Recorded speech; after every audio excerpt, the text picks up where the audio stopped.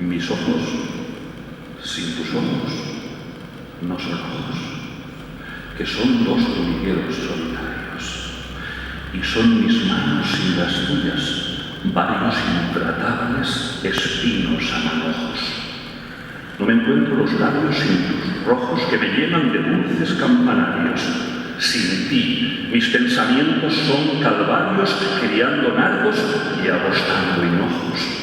Yo no sé qué es de mi oreja sin tu acento, ni hacia qué polo llego sin tu estrella y mi voz sin tu trato se hace mía. Los olores persigo de tu viento y la olvidada imagen de tu huella. En ti principia amor y en mí termina. Estos versos de Miguel Hernández son els que van conformant el Rayo que no cesa.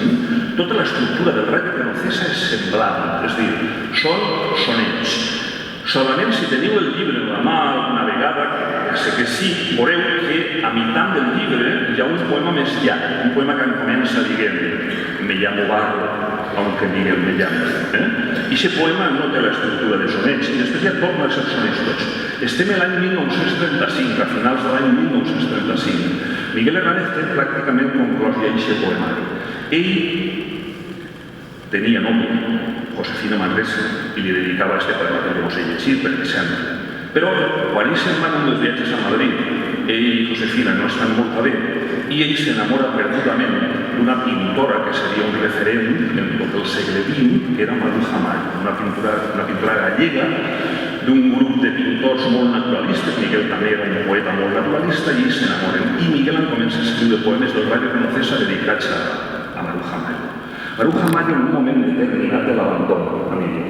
I cada vegada que Maruja Mayo abandonava un poeta, perquè havia anat més un poeta, el poeta escrivia una obra extraordinària. Així és que ens convenia que Maruja Mayo isquera en la majoria de poetes, perquè abans d'estar en Miguel Hernández havia mantès una relació de 4 o 5 anys amb Alberti, i Alberti escrivia sobre Los Ángeles després de que Maruja Mayo l'abandonara. I quan Miguel Hernández volia tenir una família, i ella no duia aquesta idea, era molt adelantada per al seu temps, que evidentment quan el franquisme se n'anà a Mèxic i morí molt velleta, però és una de les pintores més importants de la pintura universal, Maruja Mayo. Bé, doncs, quan Maruja l'abandona, Miguel escriu, i diuen els crítics, perquè clar, això apareix ja Felipe Sarros, no sabem, però diuen els crítics que ell escriu este poema, como el todo. Y dice, como el todo, he nacido para el luto y el dolor. Como el toro estoy marcado por un hierro infernal en el costado y por varón en la ingle con un fruto. Como el toro lo encuentra diminuto todo mi corazón desmesurado y del rostro del beso enamorado. Como el toro, a tu amor se lo disputo. Como el toro, me crezco en el castigo. La lengua en corazón tengo bañada y llevo al cuello un vendaval sonoro. Como el toro, te sigo y te persigo y dejas mi deseo en una espada. Como el toro burlado. Como el toro. Clar, és que Miguel Hernández treballava, havia trobat feina en l'editorial Espasacal, perquè resulta que José María de Cosío, un intel·lectual espanyol de l'època, li facilita el treball allí per a que ell pogués escriure, perquè això no li diu Cosío a Miguel Hernández, però a Cosío no li feia ninguna falta a Miguel Hernández. El que passa és que el que volia és que Miguel Hernández escriviera. I Miguel Hernández, si no tenia una feina, podia escriure. Per tant, li dona la feina de que faça unes entrades a un diccionari d'Espasacal. I Miguel treballa escrivint el Rayo que no cesa. Bé, quan del Rayo que no cesa vaig llegir un últim poema. Un poema que trenca tota l'estètica del Rayo que no cesa. És la elegía a Ramón Sige. Tot això té una explicació i és la següent. Ramón Sige, amic d'infància i d'adolescència de Miguel Hernández.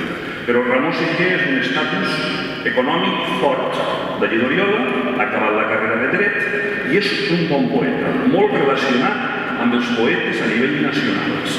Un bon pensador i un intel·lectual important de l'època, però molt conservador i molt cristià, molt catòlic, pràcticament. Miguel Hernández, mentre és un jove que està allà al seu poble, està amb ell. Ramón Sige es deixa influenciar, són, diguem, un complement. Ramón Sige necessitava ser un tros de Miguel Hernández per a ell ser un poeta com un carrer i volia tindre el poble. Miguel Hernández no necessitava res, perquè ho duia tot damunt, però Ramón Sige ja obria moltes portes, perquè ell havia anat a Madrid a través de Ramón Sige, i a més li havia deixat els diners que els oriolanos no li havien deixat. Però Ramón Sige, que era oriolano, també sí que li havia deixat. Aleshores, què passa? Que quan Miguel arriba a Madrid i coneix a Neruda, coneix a Alexandre, estem parlant de premis Nobel tots, atenció màxima, i quan coneix a Manolo Aguirre i a Carmen Conde, que també hi havia dones de la generació del 27 que escrivien, i ell és un referent de la generació del 36, però quasi que per la manera de poesia, de fer poesia, és pràcticament com de la generació del 27. Quan coneix a tot i gent, a Federico García Lorca, li diuen, sobretot Neruda, que és molt amic, se l'estima molt, li diuen, mira, si no te lleves de damunt aquesta olor a sagristia que fas a la teva poesia i inciens, això no ho vas a poder fer, tu eres un diamant. I això te fes pagar. I se va marcant d'això. Què passa? Que clar, ve cartes de Ramón Sige, del poble i tot això, i no li està contestant. De cop que repente li escriuen una carta d'Ori a la que li diuen que el dia 24 de desembre de 1935 ha mort de repente Ramón Sige.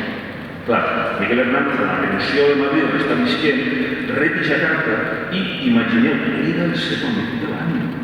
Per molt que tinguera alguna història amb ell en aquest moment que no fos com era abans, però ell, a aquesta nit el moria molt. I fa un agradat, fa aquesta elegia. I aquesta elegia, fixeu-vos si era important per a Miguel Hernández, que tenia el Radio Conocesamente tota la estructura, ja vos he dit, els sonets, el poema central, el regat de sonet. Si agarreu el llibre del Radio Conocesamente, veureu que ell se'n va a l'impremta, i és llibre, després d'escriure-ho, evidentment, en molt poc de temps, el dia 10 de gener de 1936, és a dir, que 15-20 dies després, ja està en la impremta, els havia pareu i poseu esto. És l'homenatge que ell vol fer a el seu amic, i el poema és parla d'això.